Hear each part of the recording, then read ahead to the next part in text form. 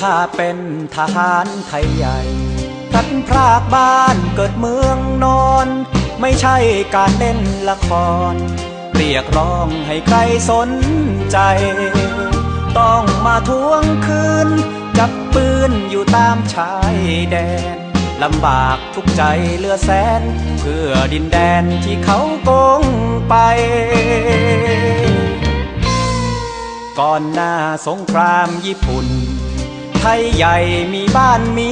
เมืองประชาธิปไตยรุ่งเรืองบ้านเมืองไทยใหญ่แสนสุขร่มเย็นสิ้นศึกสงครามผู้นำรัชชานของคนไทยใหญ่ร่วมลงสัญญากันไว้ที่ปางลงยังจำไม่ลืมตราบชั่วลูกหลานก็ต้องการแผ่นดินไทยใหญ่รัชชานนั้นคือเมืองไทยบอกโลกไปให้รู้ทั่วกันเสียงปืนคำรามผสานเสียงใจโอ้แม่หญิงไตขวัญใจทหารไทยใหญ่คอยก่อนนวลน้องเสียงปืนยังกองได้ยินที่ไม่อาจฝืนทอดทิ้งหน้าที่นี้ไปหาน้องนางพี่ขอสัญญาหากว่าฝันเป็นจริงเมื่อใด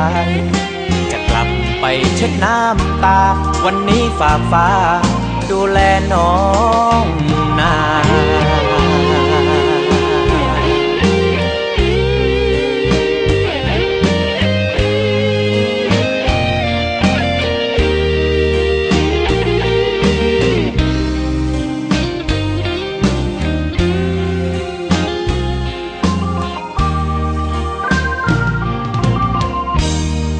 ก่อนหน้าสงครามญี่ปุ่นไทยใหญ่มีบ้านมี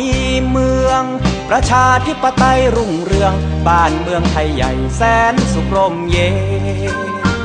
สิ้นศึกสงครามผู้นำรัชชานของคนไทยใหญ่ร่วมลงสัญญากันไว้ที่ปางลงยังจำไม่ลืมตราบชั่วลูกหลานก็ต้องการแผ่นดินไทยใหญ่รัชชานนั้นคือเมืองไทยบอกโลกไปให้รู้ทั่วกันเสียงปืนคำรามผสานเสียงใจโอ้แม่หญิงไตขวัญใจน้องทนอีกหน่อยคอยก่อนนวลน้องเสียงปืนยังกองได้ยินพี่ไม่อาจฝืนทอดทิ้งหน้าที่นี้ไปหาน้องนางพี่ขอสัญญาหากว่าฝันเป็นจริงเมื่อใดจะกลับไปเช็ดน้ำตาวันนี้ฝากฟ้าดูแลน้องนา